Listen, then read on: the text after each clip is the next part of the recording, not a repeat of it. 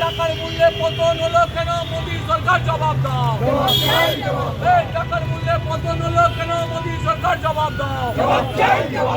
176 লক্ষ কোটি টাকা দেশের দেনা কেন? মোদী সরকার জবাব দাও।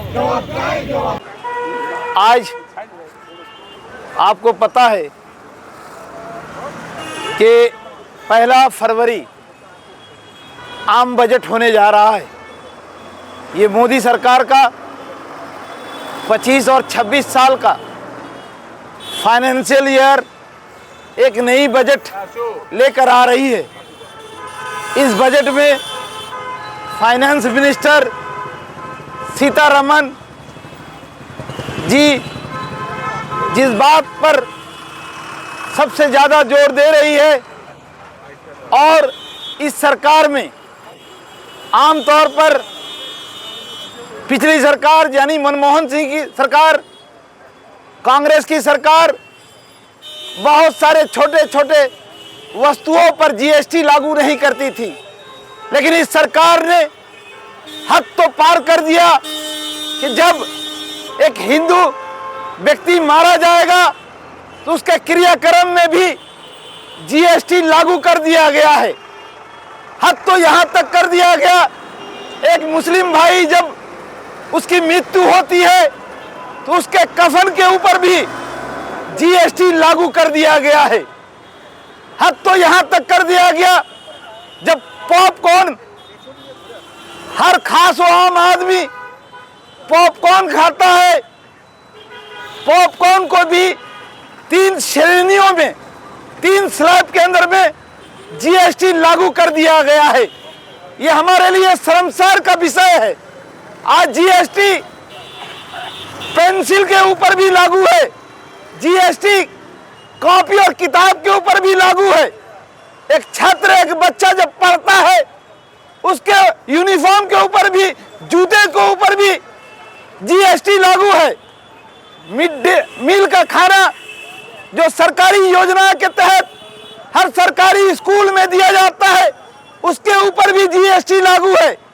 ये सरकार दिखाती बहुत कुछ है, करती कुछ नहीं है। आपको पता है वो मनमोहन सिंह का जमाना याद करिए, जहां गैस सिलेंडर 400 रुपया हुआ करता था तो स्मृति ईरानी रास्ते पे उतरकर सिलेंडर माथे पे लिए आवाज उठाती थी, हाय है महंगाई की मार, ये मनमोहन जी की सरकार, अब यही है सब कुछ।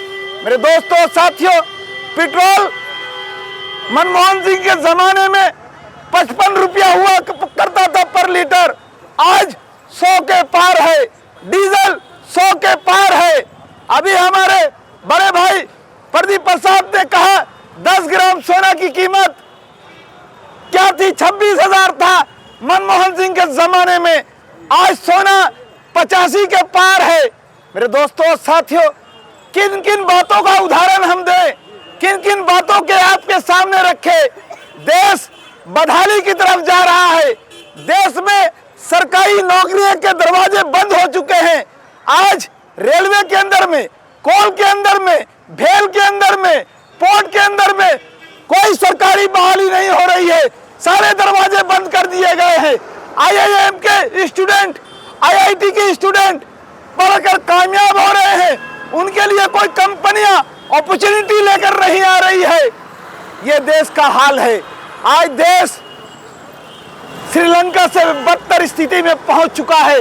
हम बहुत पहले से कहते आए हैं, जिस तरह श्रीलंका बदहाली से वहां के राष्ट्रपिता, वहां के प्रधानमंत्री देश छोड़कर भाग रहे थे, आज हिंदुस्तान की स्थिति उसी दरवाजे पर लाकर खड़ी कर दी है मोदी सरकार। मोदी सरकार को भी देश छोड़कर भागना पड़ेगा। यहाँ की जनता माफ नहीं करेगी। ये स्थिति उत्पीड़न हो रही है। ये स्थिति राहुल गांधी अपनी आवाज में उठा रहे हैं। ये पूरा देश देख रहा है। मैं ये समझता हूँ इस देश का लुटेरा अदानी अंबानी नहीं, निहल मेहुल चोकसी नहीं और नीरव मोदी नहीं, ललित मोदी नहीं, मुकेश मोदी नहीं, सबसे बड़ा लुटेरे का सरदार अगर कोई है देश का तो ये मोदी सरकार है, नरेंद्र मोदी है। इसीलिए हम खबरदार हो जाए, ऐसी सरकार को उखाड़ फेंके, वरना देश को श्रीलंका की राह पर ले जाने वाली पार्टी हमारे देश को बेच रही है। हम दो हमारे दो की सरकार चल रही है। ऐसे बजट का हम बर्खास्त करते हैं। ऐसी बजट का कोई माने मतलब नहीं जो आम आदमी पर चोट पहुंचा रही है, महंगाई की मार मार रही है। इसीलिए हम अपनी आवाज को बुलंद करते आए हैं। कांग्रेस पार्टी, दक्षिण कलकत्ता, मगरी बंगाल कांग्रेस हमेशा अपनी आवाज को सबसे पहले बुलंद करती है।